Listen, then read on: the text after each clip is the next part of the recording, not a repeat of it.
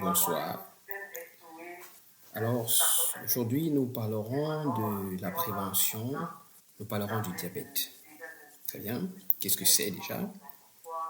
Et comment est-ce qu'on peut l'attraper? Quels sont les facteurs de risque?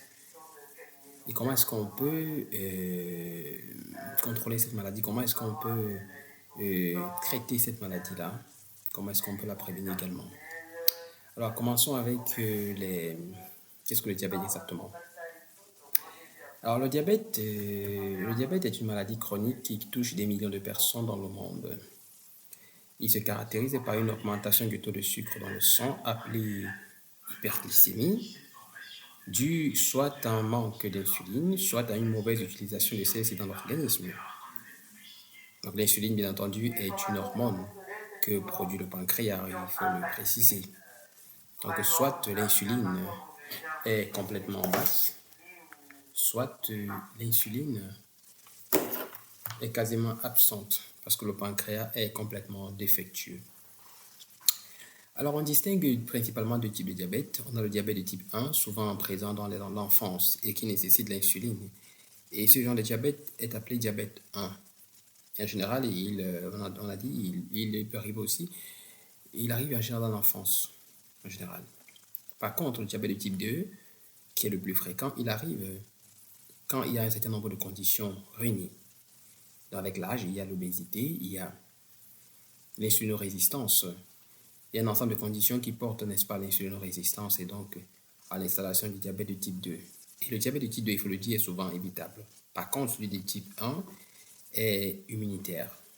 Et il résulte en général de la destruction des cellules du pancréas, des cellules producteurs d'insuline par les cellules immunitaires. C'est une maladie, donc, en général, le diabète de type 1 n'est pas très évitable parce que c'est génétiquement programmé, cette maladie-là, pour le diabète de type 1.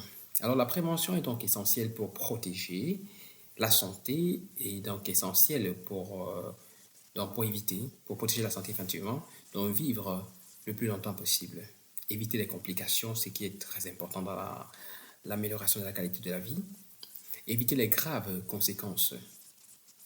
Effectivement, les maladies cardiovasculaires qui s'en suivent presque lorsque la maladie du diabète n'est pas prise en charge correctement.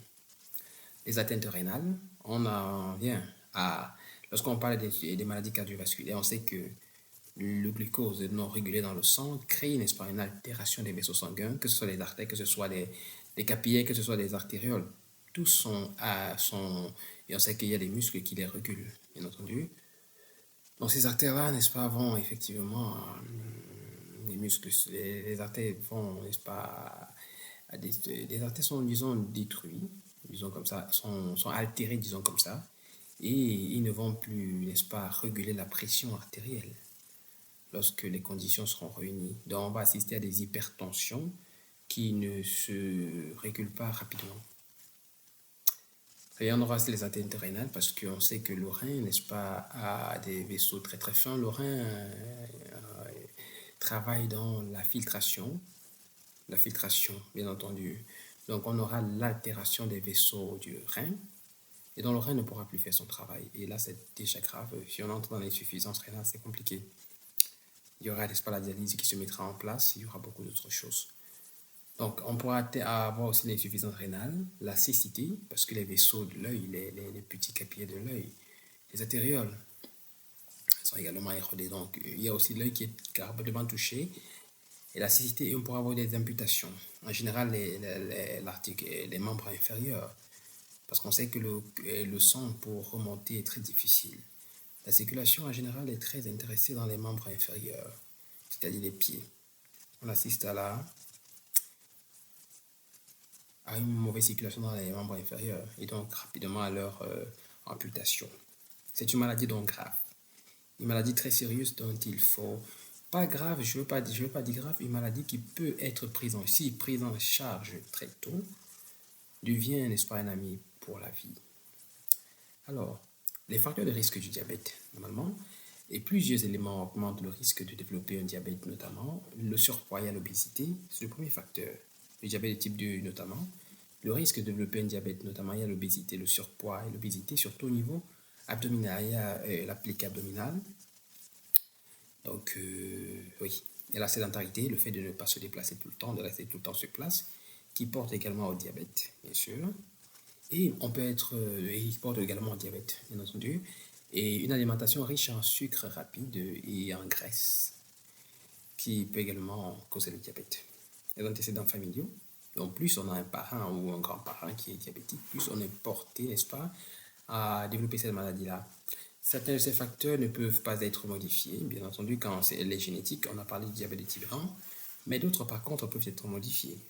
Et également, parfois, le diabète de type 2 peut aussi être, il y a des facteurs quand même génétiques qui peuvent aussi influencer dedans. Parce que lorsqu'on a un parent de type un grand-parent, un parent ou encore un arrière-grand-parent qui a un diabète de type 2, on est prédisposé, il faut le dire. Donc, l'importance d'une alimentation équilibrée. L'alimentation équilibrée est très importante. Privilégier les fruits, les légumes, les céréales et complètes et légumineuses. Donc, il faut manger beaucoup plus de légumes parce qu'on sait que les légumes ralentissent l'absorption intestinale, facilitent le transit et donc réduisent. Oui, donc les légumes sont très très importantes, ça. Très bien. Et rien. Donc les légumes facilitent le transit, on peut le dire, et ralentissent l'absorption avec les fibres.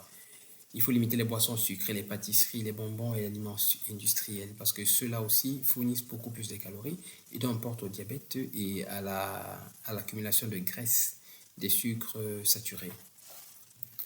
Respecter les repas réguliers pour éviter les pics de glycémie. Donc il faut des repas réguliers, bien entendu.